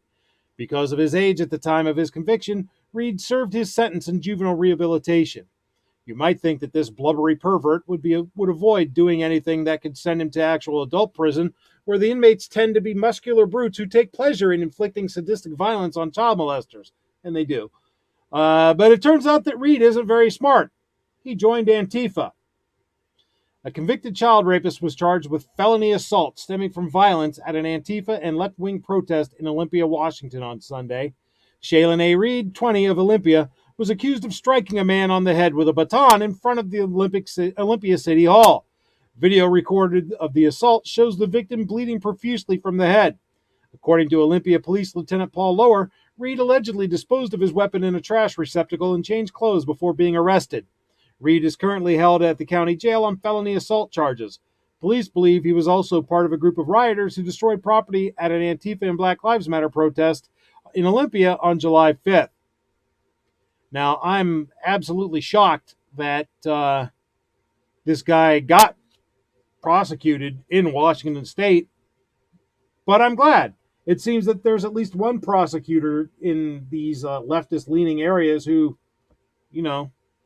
follows the law. Let's watch this video.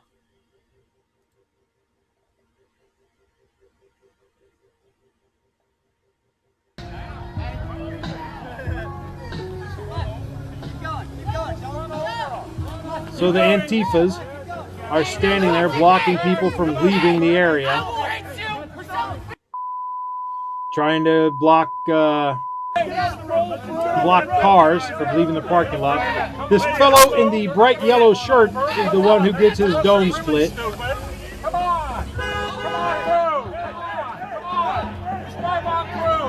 And did you notice, let's back up a second. Notice he's kind of going at this guy, because that guy is the pedo.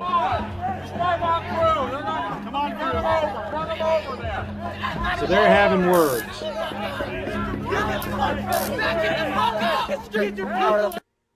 Did you just see what pedo has in his hand? Pedo has an expandable baton.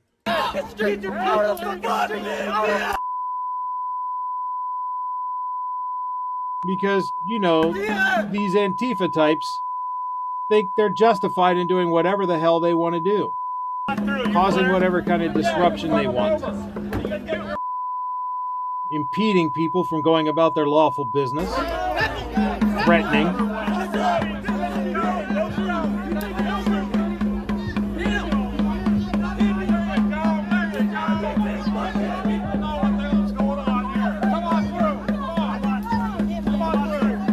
Apparently, these counter-protesters have had enough of this garbage and are protecting these people and allowing them to leave their place of work or place of business.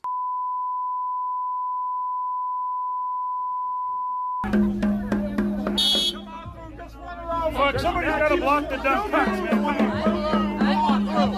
Come on through. I'm on public property. Yeah, and so is this car. Just drive. Just drive. Come on. Come on. Come on, stupid people. Come on. Come on. Straight forward, motherfucker. And here's where it's about to go down. Of course, the guy with the camera is not looking where we need him to. But there, as you can see, the scuffle occur.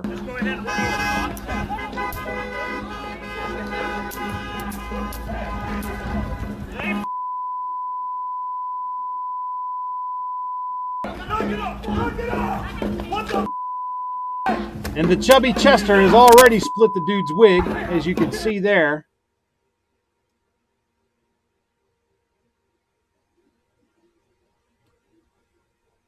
You'll be able to see a nice bloody gash.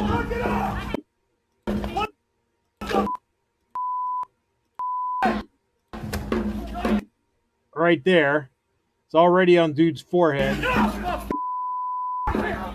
The chubby Chomo then flees off into the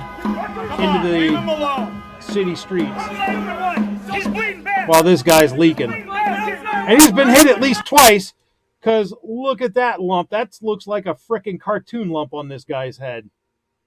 911. Look at that. Hey! Lay him down! Lay him down! Oh. That's a hell of a lump on that dude's head.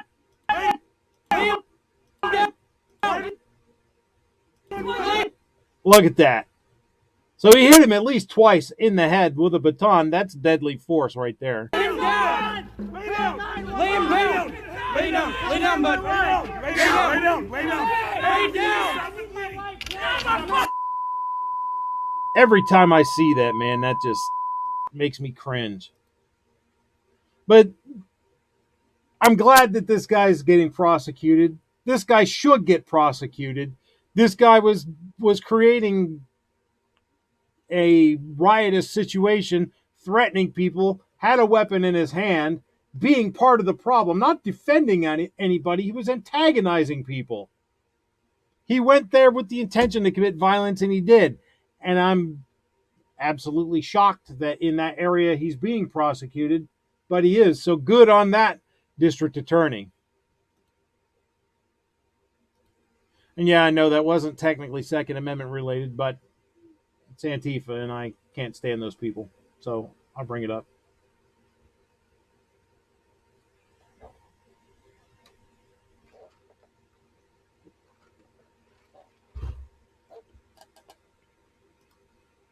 You guys have anything to add to that? If not, we'll move on. So why were they stopping the cars? What was the intent of? I think those were workers at City Hall, and they were protesting something at City Hall. Okay, where were the police? Don't know. In Washington State, the police were told to not get involved. Okay, what are you supposed to do when you're just driving your car and somebody physically stands in front of it and stops you and just crosses their arms and I'm not letting you by? You're in a car. I mean, the police should have been there putting cuffs on everybody who stood in front of a car. They should have, but they're not going to. I'm going to send you an email of a video a friend of mine just put out, Squibby, and it's exactly what you're talking about. I mean, wait till you see what happened, my friend. I mean, that's like Olympia, Washington, not Minerva, Ohio, where they would have done that, where they would have arrested them if they had done stuff like that at the protest in Minerva. They would have got their asses thrown in jail. But they didn't do that, so. And as a matter of fact, we're very careful not to block traffic. So I have to at least give them that. They were not completely stupid. Speaking of completely stupid. And now prepare yourself for another tale of stupidity in this episode of Moron of the Week.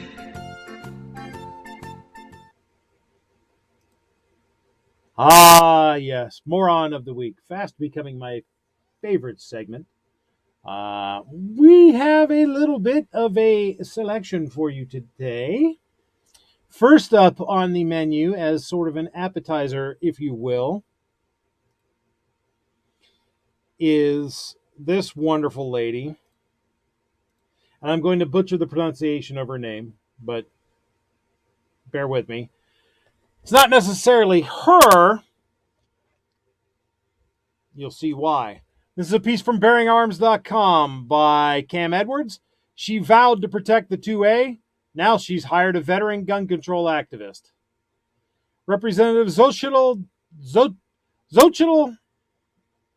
I think is how you say it, Xochitl Torres Small is a first-term congresswoman representing New Mexico's 2nd Congressional District, a sprawling and typically conservative portion of the state that hadn't sent a Democrat to Congress in years before Torres Small scored an upset in the 2018 Blue Wave. Back then, Torres Small presented herself as a supporter of the Second Amendment, even cutting an ad featuring her firing a shotgun while pretending to hunt. Let's take a look at the ad. Out here gives me perspective. We know what we need for a shot at a brighter future. Because out here makes the squabbles in Washington seem small. New Mexicans don't care which party gets the credit or the blame. We just want someone to deliver. It's a nice old shotgun. That's what I've done. That's what I'll do. I'm Xochitl Torres Small, and I approve this message. So Xochitl, for those of you who couldn't see it, is shown in a rural environment, cradling a semi-auto shotgun, looks like an old Browning, shooting at ducks and all that to show her Second Amendment support. CBS News covered the ad upon its release, calling it a signal to the conservative district she hopes to represent that she's not the kind of Democrat who wants to take away its guns. After she narrowly won election, however, Torres Small quickly embraced the Democrats' gun control agenda, voting in favor of universal background checks while still presenting herself as a gun owner and hunter in interactions with residents. The Las Cruces Sun-News highlighted one exchange back in 2019.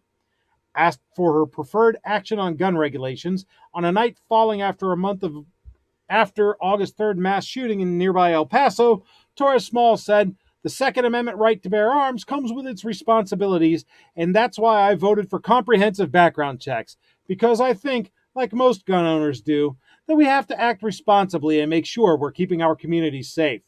Reminding the audience that she was a gun owner and a hunter, Torres Small said that she reviews gun control legislation, asking the questions a gun owner would ask. Well, here's one question a gun owner would ask.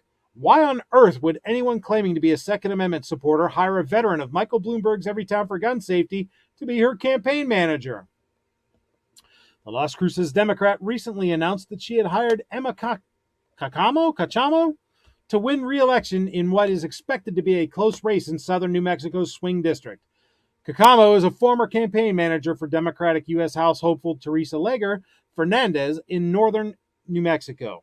Before working for Leger Fernandez, Cachamo served as a deputy political director for Everytown for Gun Safety, a nonpartisan advocacy group that pushes for gun control and against gun violence.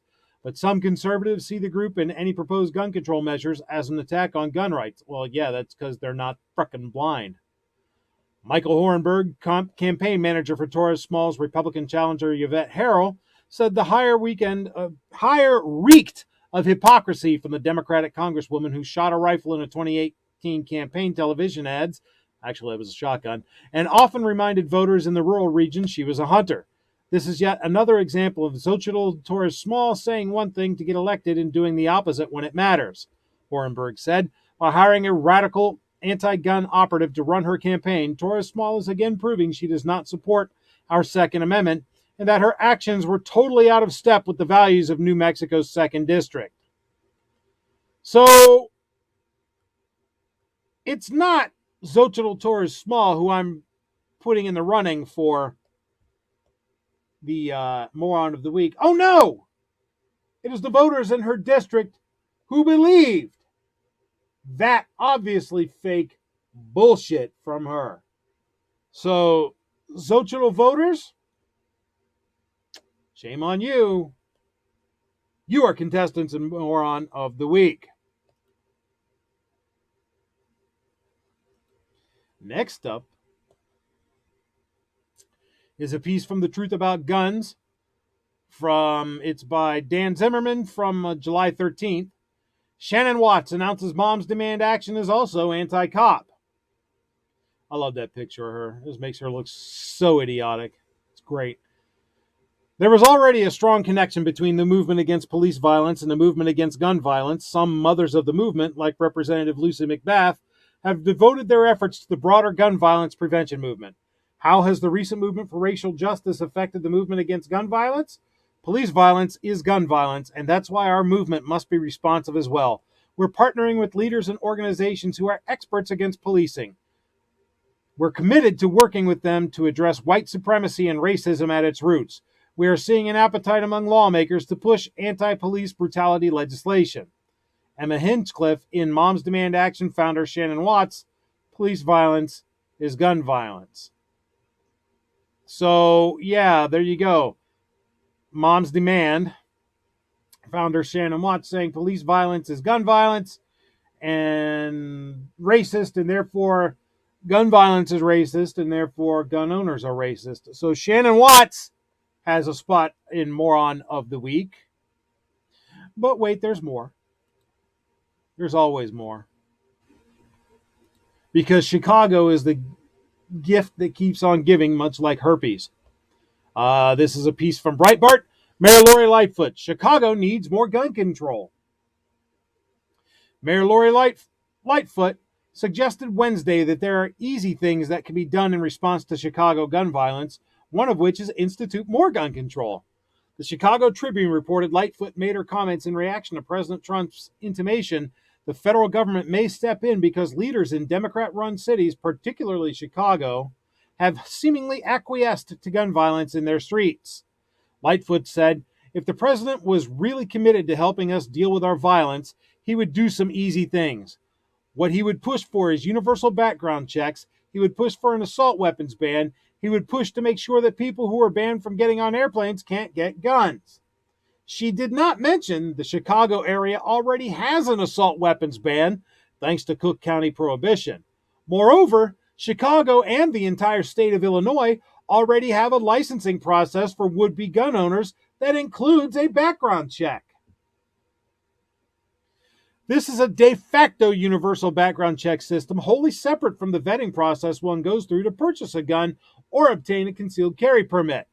The assault weapons ban and background check requirements do not impact criminals because criminals acquire their guns from dark sources rather than retail stores, gun shows, the internet, etc. So, yeah.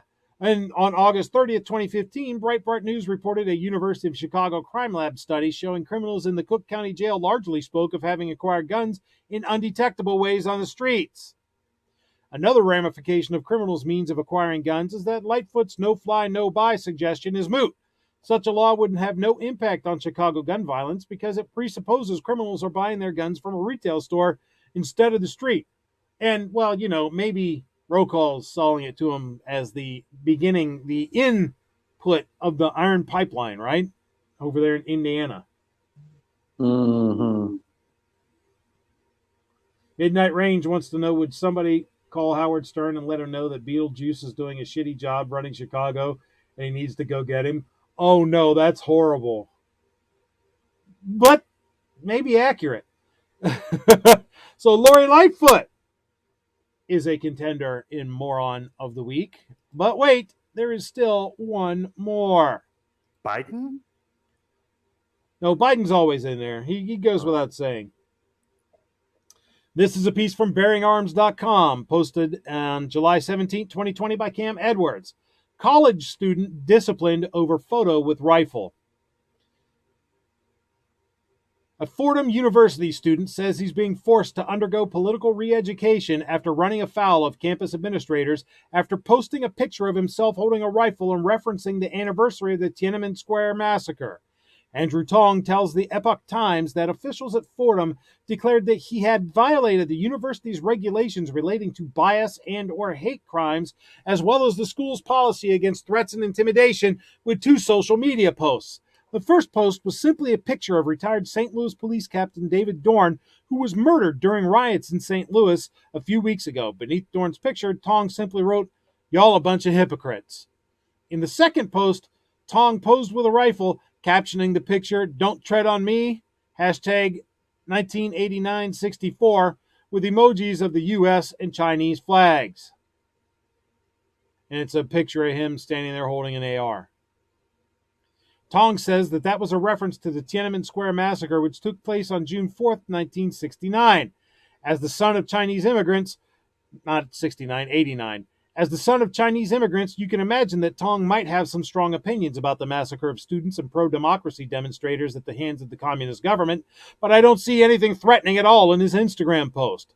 According to the college student, however, the complaints about his picture began almost immediately after it was posted to the social media site. On the night of June 4th, hours after Tong's post gained the university's attention, a group of public safety officers paid Tong an unexpected visit, questioning him about his possession of a firearm and his intention behind those posts. A university investigation into Tong's alleged violation of its code of conduct ensued over the following month, with it concluding that Tong's actions should be punished. As part of his disciplinary probation, which will remain in effect until he graduates, Tong is banned from representing the university in any extracurricular activities or running for or holding leadership roles in student organizations. Tong can no longer enter the university campus without the dean's permission, and he has to finish the remainder of the school year through remote learning. In what Tong described as a Soviet nightmare, the university is also demanding him to complete implicit bias training with the Office of Multicultural Affairs and write an apology letter. Tong acknowledges that Fordham University is a private institution, so the First Amendment argument that would apply to a public university doesn't come into play here. Still, he says the university claims to protect and cherish freedom of expression and the open exchange of ideas. Clearly, that's not the case based on the reaction to Tong's innocuous social media posts. The student says that unless the university rescinds its punishment and apologizes for the crackdown on his speech, he'll take legal action. In a letter to Fordham officials, Tong wrote that he's willing to take his case to the Supreme Court if necessary, adding, "This is not the time to retreat in the dread of fear. This is the time to fight in the name of democracy." I wish him the best of luck, but he may be fighting an uphill battle, at least in terms of getting his apology. The Foundation for Individual Rights in Education has named repeatedly Fordham as one of the worst universities in the country in terms of protecting the freedom of speech of students. FIRE, ranks both public and private universities with a color-coded system. Green means the school does protect the First Amendment rights of students and faculty. Yellow means there are some issues. And red means that the school has at least one policy in place that clearly and substantially restricts the freedom of speech. Fordham University has received a red light ranking because of the very policies used to target Tong. So he posted a picture of himself with an AR talking about Tiananmen Square, where the commies massacred students who were protesting for democracy. And he called the people murdering cops in riots in St. Louis hypocrites, and those are hate crimes. No. See, those aren't hate crimes, commies. Those are thought crimes, right? It's positively Orwellian. And listen, people, if you don't think they want to put that bullshit to the rest of us in everyday life, you are sadly mistaken, because that is exactly what they want to do to us. And it's what they're starting to do and trying to do now. So, Fordham University administration, you're our contestants in Moron of the Week as well. And it is a well-deserved spot. So let's go. Oh, and by the way, Joe Biden, because Joe Biden, right? So here's your candidate, Squib. Joe Biden, Xochitl voters, Shannon Watts, Lori Lightfoot, or the Fordham University administration. Who deserves Moron of the Week more? I was going to give it to Beetlejuice, but these university administrators definitely have it. Kingpin, who's your pick? I gotta go with the voters. You know, they're responsible for all of this. Roll call. Beetle butts. Out there in the chat, those of you who have been around the show, you know what to do. Sound off. Let me know what you think. Who deserves to be the Moron of the Week the most? Joe Biden, Xochitl voters, Shannon Watts, Lori Lightfoot, a.k.a. Beetlejuice, or the college administration? Go ahead and vote. Let's see. Out there, let's see. Ozzy Osbourne barks Beetlejuice. So Lori Lightfoot. Tata says Lightfoot. Pancake says Lightfoot. Chris Fulmer says the Fordham administration.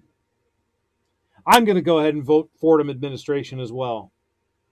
Jason Stewart says the mayor. Artak and Daughters says school. Southpaw says Fordham. Lunatic says Lightfoot. Got 31 people out there watching. Sound off, folks. Let's hear what you think. Adventures of the Outdoors says college administration. That's a new name for me to hear out there in the chat. Welcome to the show. Hope you've liked what you've seen. Midnight said Beetlejuice, right? Right, yeah. Yeah, I've got you down for Beetlejuice there, Midnight.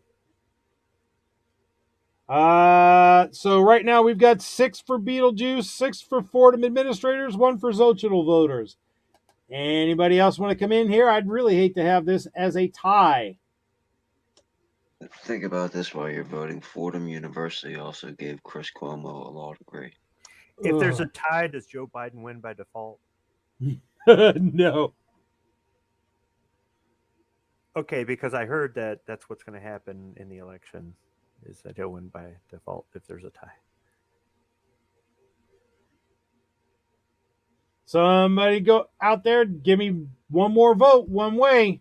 We got 6 for Lightfoot, 6 for Fordham University, and 1 for Xochitl voters. We need one more vote on this Lightfoot or administrator deadlock, folks.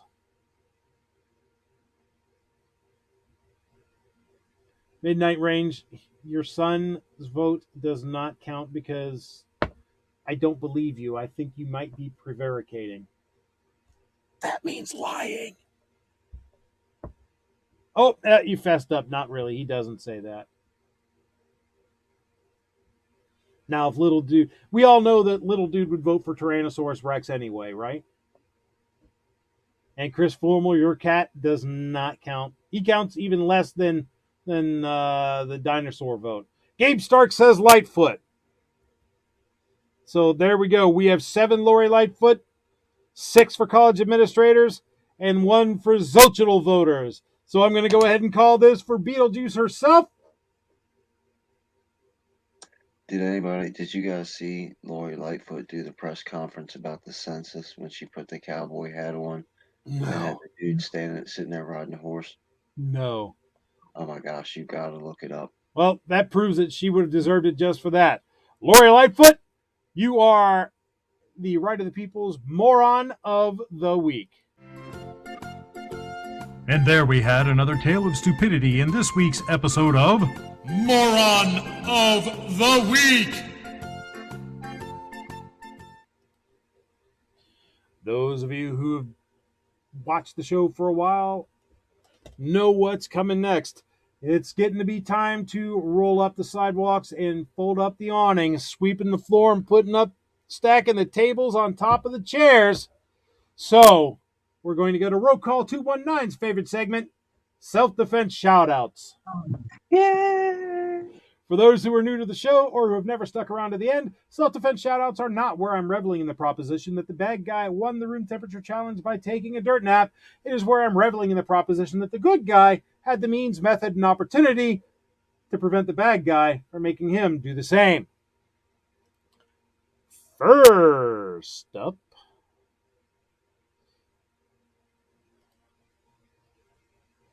once I can get everything queued up here. This is from myfox8.com. North Carolina man shoots, wounds home intruder. Suspects say they wanted money for heroin.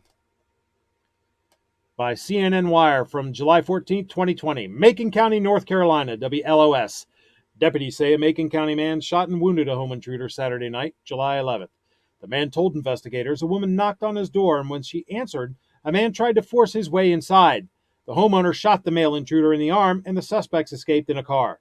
3 suspects, identified as Natasha Kerberg, Carmelita Pike, and Kenneth Lawrence, were later arrested. They admitted to law enforcement they were trying to rob the man for money to buy heroin. This information led to the drug trafficking arrest of Dean Myers. Because, they always snitch. Snitches. He who snitches first gets the better deal. Next up,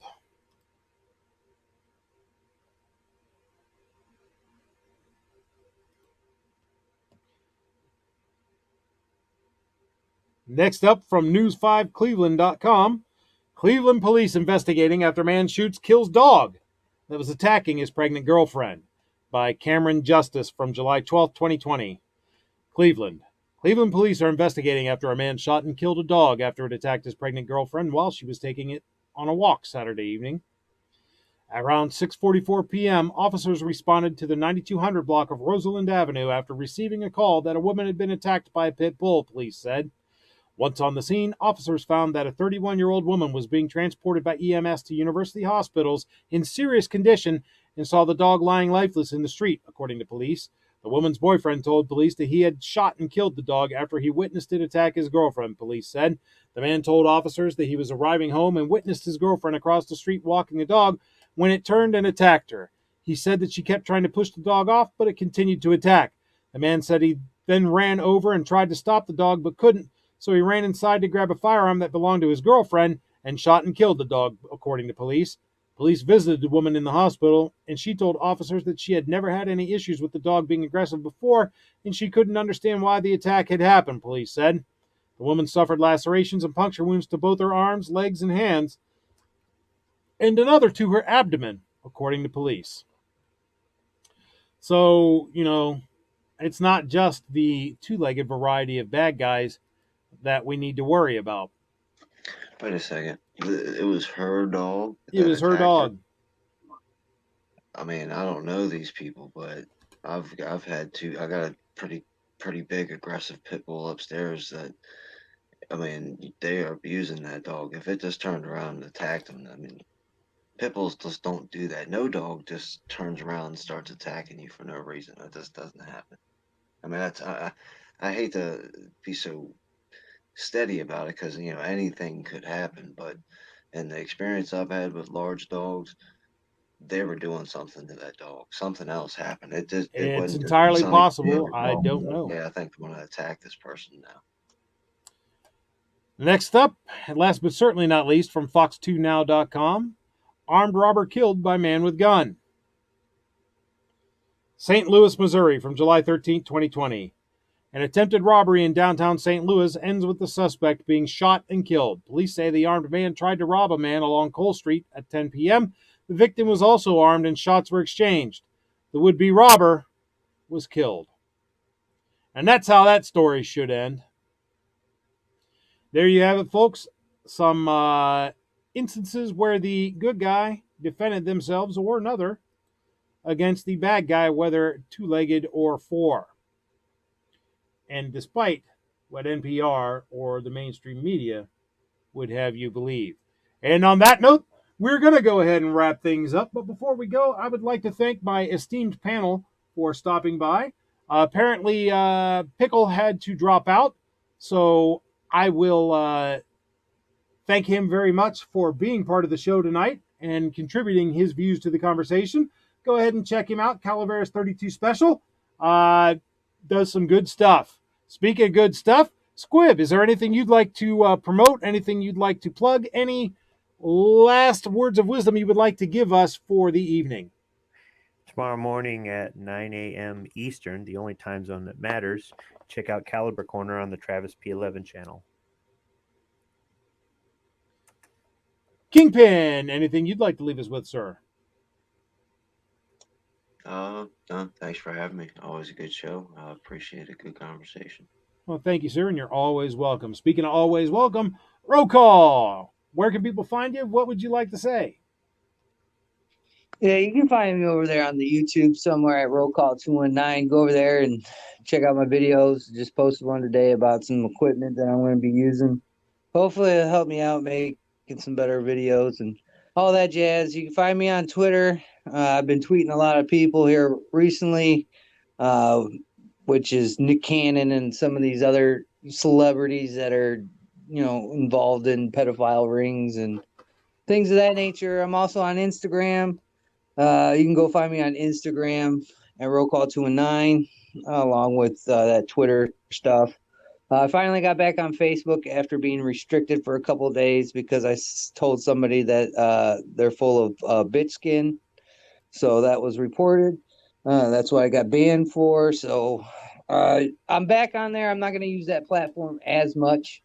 I'm only going to use it if I see cool stuff and take a picture of it and post it over there. Other than that, contact will be limited on that platform. Every time I log in, they tell me my account's under review. So stuff I post, I guess it has to be reviewed for further whatever. I don't know.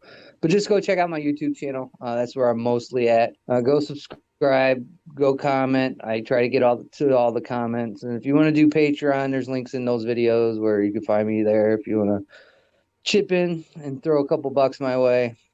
If not, oh well, I'm still going to make videos. Thanks for having me, Budget. Hey, thanks for being here.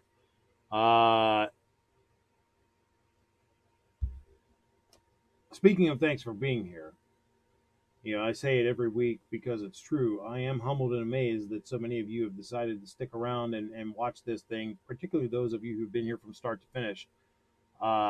You could be doing anything else on a Friday night, and you're here listening to this. It's awesome. And, I even get more people than watch this during the live broadcast who watch this thing on replay.